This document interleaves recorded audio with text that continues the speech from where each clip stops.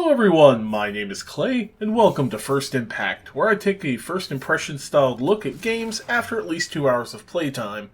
And today I decided to spend some time with the Outriders Demo, and I wanted to take a bit of time to share my thoughts and what I learned. First off, I like this game. I liked it enough to pre-order it.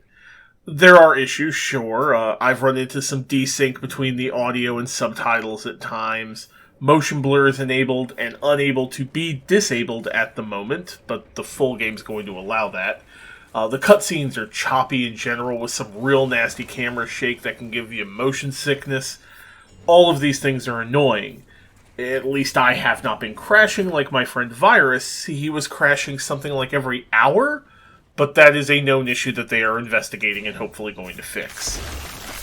But there is also a ton to like here. Let's start with answering the question of what is Outriders. It's a third-person action RPG FPS set on the planet of Enoch. The gist of the story is this. You are an Outrider, a merc who was hired to help scout the planet for habitation after about 500,000 people escaped the dying Earth to find a new home. However, things very quickly go sideways, you end up back in cryostasis, and you're woken up 31 years later after planetfall to find that everybody is trying to kill each other over the scarce resources. Then an anomaly storm hits you, and you become altered, giving you fantastic powers. That's basically the story that you get in the demo, though the full game promises a 35-plus hour storyline plus endgame. And despite the trope-laden characters and nature of the story, I actually rather like it. The voice acting is great, your character, the Outrider, is voiced, and really well done as well. The world itself is also wonderful to look at. All the footage you're seeing here is on medium settings with shadows set to low, and it still looks amazing to me. Run's great for me too, and I'm not at the recommended settings. I'm actually a bit lower, but still above medium. Now this is a substantial demo.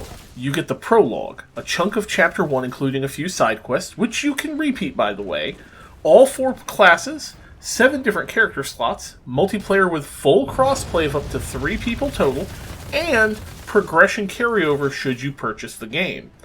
I spent about 7 hours total on the game playing through all 4 classes and the storyline. In fact, it's really the classes and the loot that really got me into the game. The loot is, well, actual action RPG loot. Your gear can have these weird mods on them that let you change how skill works. Maybe a mod will add a charge to a skill or cause its duration to refresh or extend on certain conditions. Guns can have mods like lifesteal, flame rounds, defensive debuffs, and more. I actively want to hunt for new loot. That's a good feeling in a game like this. But the classes are where this game really shine. I tried all 4 and I'm going to break them down a bit for you. Mind you, these classes have full skill trees, but we only got 2 points to spend in the demo, so they may play a bit better than what I feel like they play now when you're at a higher level with them. Each class also has a total of 8 selectable skills, but you can only equip 3 of them at a time, and the demo stopped at skill number 4. As a note, I also played the game entirely solo as I will at release, so bear that in mind with my impressions on these classes. Let's start with the Devastator. This class fills the role of a tank in a group and is designed to be kind of played in close range. See, one unique thing about this game is that each class can heal themselves in specific ways. For the Devastator, you need to be within close range to an enemy when they die to regain health, making him play up close and personal. And your skills complement this.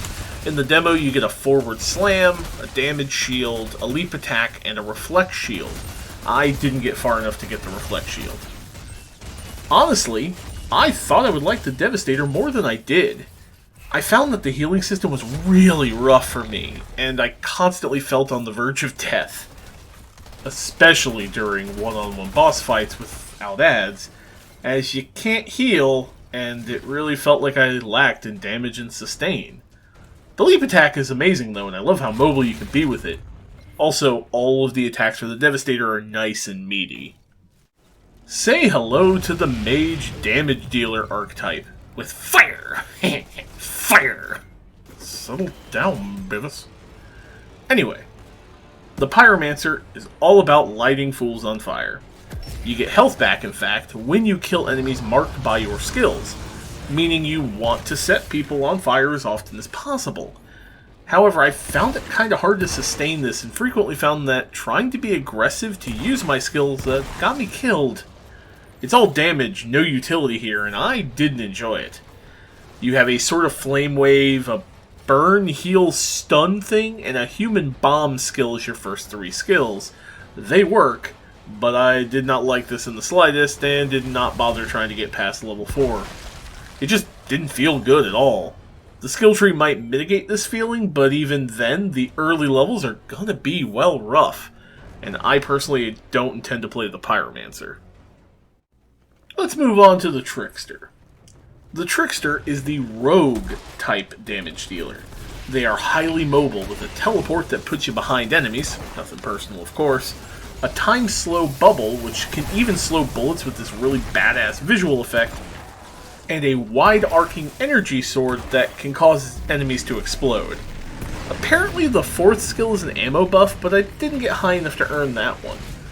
I honestly wasn't sure I was going to like this class, but after playing it, well, I preferred over the Devastator and the Pyromancer. The sheer speed and raw power that I felt while playing was great.